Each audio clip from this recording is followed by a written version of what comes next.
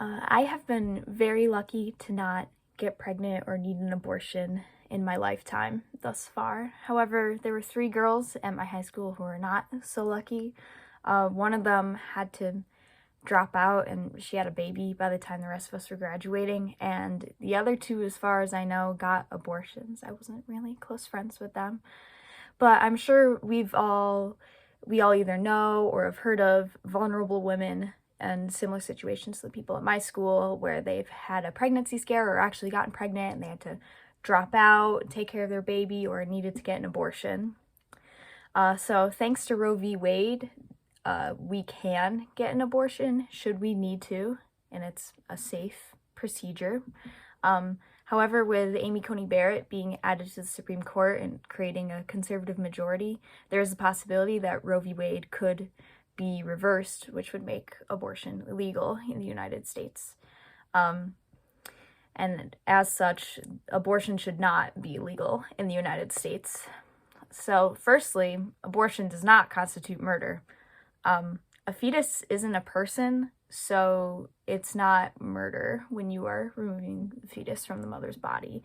Currently, there's no agreement in ethics or in medicine on when a fetus becomes a person. So if people with the PhDs don't even know, then how can we make a judgment call on whether it's a person or not? Additionally, most of the fetal development occurs in the 3rd trimester, and with most of the abortions occurring very early on in pregnancy, it's not a baby that's being removed, it's more like a bundle of cells that's being removed. It doesn't even look like a baby until basically right before it's born. So yeah, it's a bundle of cells being removed.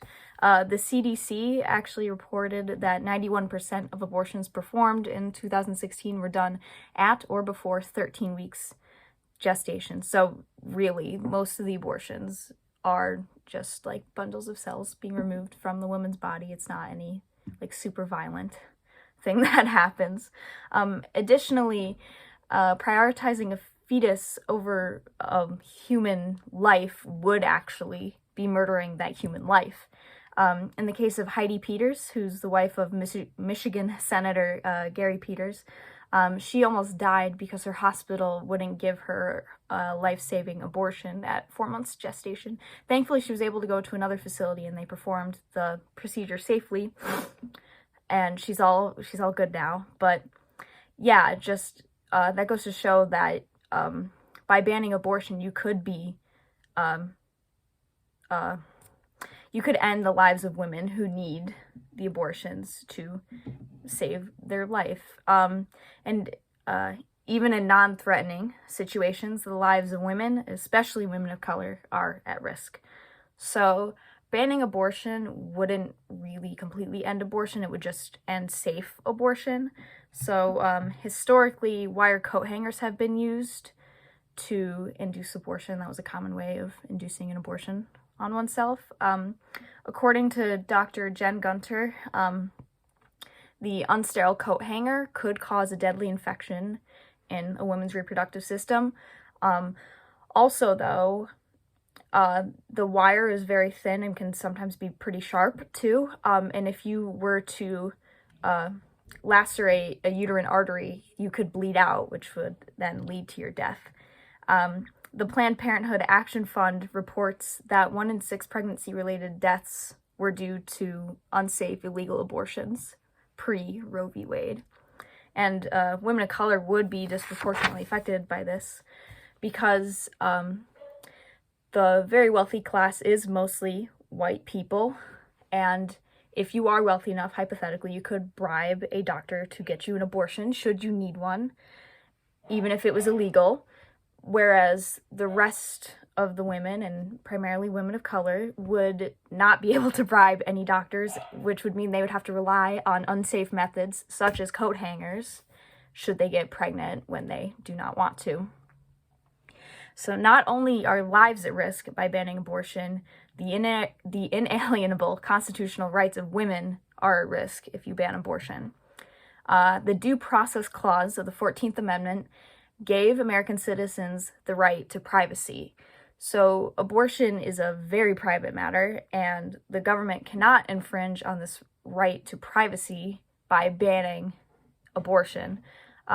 This is actually the clause that was cited in the Roe v. Wade decision. So yeah, if the Supreme Court judges that have studied the Constitution extensively agree that this is a fact, then I would trust them. Additionally, another part of the 14th Amendment states that no American citizen shall be deprived of life.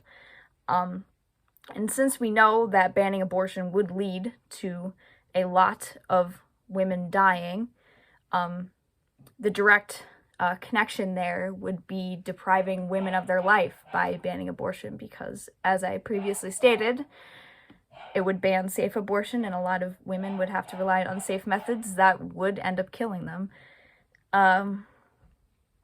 Yeah, so we're all still pretty young, but there's a chance that if you're a woman, or your girlfriends, if you're a straight guy, they could get pregnant when we don't want to. And Cornell has a very diverse student body, and not everyone you know right now could be able to afford an abortion if they were to get pregnant. So, I mean, if you don't know someone yet who's accidentally gotten pregnant, you probably will know someone by the time we're 30. This is why it's important to remember that abortion isn't murder. Banning abortion just puts women's lives at risk, and also takes away constitutional rights from women, which is just not okay.